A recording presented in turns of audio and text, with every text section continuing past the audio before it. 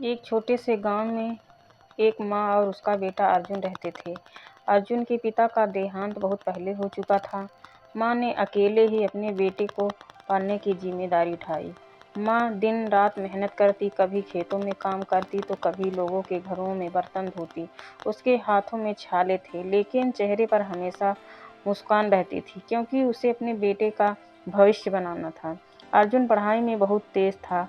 वह अक्सर अपनी माँ से कहता, माँ, मैं बड़ा होकर आपको आराम दूंगा, आपको अब मेहनत नहीं करनी पड़ेगी।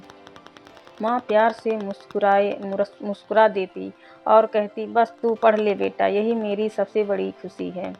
हालत बहुत कठिन थे।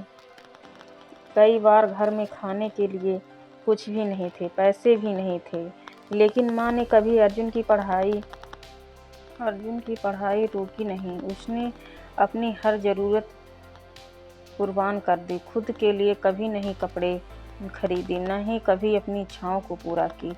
एक दिन अर्जुन को बोर्ड परीक्षा का रिजल्ट आया। पूरा गांव हैरान था। अर्जुन ने पूरे जिले में टॉप किया था। पूरा गांव हैरान था। अर्जुन ने पूरे जिले में टॉप किया था। लोग बधाई देने आए। अर्जुन की आंखों में आंसू थे। वह दौड़कर अपनी माँ के पास गया और उसके गले लग गया। माँ, यह आपकी मेहनत का फल है। माँ की आंखों में आंसू बहने लगे। उसने कहा, आज मेरी मेहनत सफल हो गई, मेरा सपना पूरा हो गया। कुछ साल बाद अर्जुन एक बहुत बड़ा अफसर बन गया। उसने सबसे पहले अपनी माँ के लिए एक सुंदर घर खरीदा।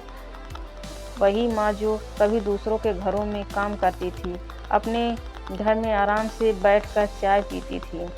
अब अर्जुन एक सफल इंसान बन गया था। माँ की आंखों में इतनी खुशी थी कि वह अब अपने ही घर में खुशी से रहती थी। उसे किसी भी चीज़ की टेंशन नहीं थी।